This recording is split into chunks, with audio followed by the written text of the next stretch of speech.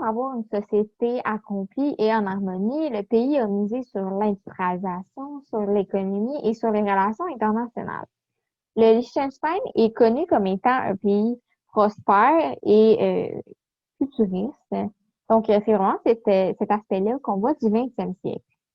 La première partie du siècle, les Liechtensteinois se sont surtout concentrés sur l'État, pendant que les pays comme l'Allemagne travaillaient dans le but de voir leur pays s'expansionner et devenir plus puissant que jamais.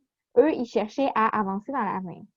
C'est d'ailleurs probablement la raison pourquoi c'est le sixième plus petit pays du monde. C'est probablement parce qu'ils n'ont pas travaillé à agrandir leur territoire durant les moments les plus opportuns. Mais je crois qu'ils ont fait la meilleure chose puisque euh, on voit à ce moment-là comment ce pays, ben, en fait, on voit que ce pays-là est vraiment spécial et comment il se différencie des autres pays. Par contre, toute décision amène une conséquence et le Liechtenstein a évidemment été puni pour cette décision-là. L'économie était en expansion au début du siècle et on voulait que l'industrialisation prenne de l'ampleur. C'était 37 de la population qui travaillait dans le domaine de l'agriculture. Et c'était un facteur très important de l'économie liechtensteinoise. Le problème, c'est que le Liechtenstein ne voulait pas participer à la Première Guerre. Et comme il était allié avec l'Autriche à cause de leur union douanière, il devait immédiatement servir la couronne autrichienne. Donc, pour briser ça, il devait démontrer que le pays n'était pas économiquement dépendant de l'Autriche. Donc, c'est ce qu'ils ont fait. Ils ont arrêté les exportations qui venaient du Liechtenstein jusqu'en Autriche et ils n'ont pas eu à aller à la guerre. Mais ça a aussi ralenti l'accroissement de son économie à cause de ça. Après la guerre, le pays est devenu très pauvre. Le pays est devenu très pauvre et on s'est donc occupé des problèmes financiers de la population, même si le pays était dans une situation précaire. Le problème n'était plus celui des municipalités, c'était rendu celui des États, ben de l'État en fait. Euh, et on a approvisionné les gens malades, ceux qui avaient plus d'emploi et les familles qui avaient des enfants en bas âge.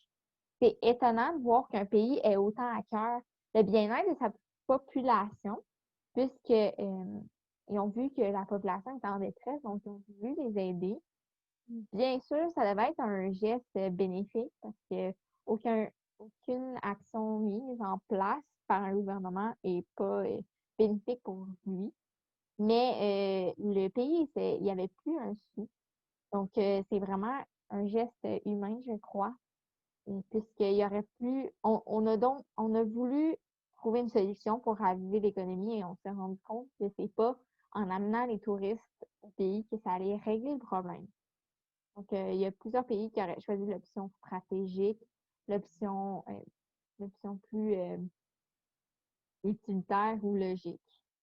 Mais justement, le Liechtenstein a fait le contraire. L'épreuve économique revient à la Deuxième Guerre et c'est encore plus grave qu'à la première.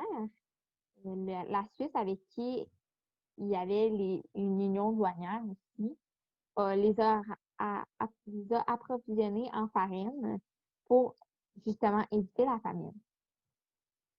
C'est incroyable de penser que quelques années plus tard, ils vont avoir un essor économique incroyable qui fait du Liechtenstein un pays aussi riche aujourd'hui. C'est impressionnant de voir comment le pays va s'être relevé en si peu de temps. C'est maintenant un des pays les plus riches au monde, alors qu'il y a 100 ans, il frôlait la faillite. C'est vraiment impressionnant. Bref, le Liechtenstein a pris des décisions vraiment très différentes par rapport aux pays. Plusieurs disent que ça les a menés à un monde prospère et un monde florissant. Personnellement, je pense que si on vivait tous dans un pays ou même dans un monde où on a en tête que, en fait, de s'unir pour mieux coopérer et mieux réussir, on serait dans un monde vraiment meilleur. On vivrait dans un monde meilleur. Et les dirigeants du Liechtenstein montrent vraiment leurs valeurs d'altruisme, euh, d'humilité en se retirant de la guerre et en reniant à la possibilité, en fait, d'avoir un plus grand pouvoir et ils ont su mettre leurs priorités à la bonne place. Même le Canada, je crois qu'il n'aurait pas été capable de faire ça.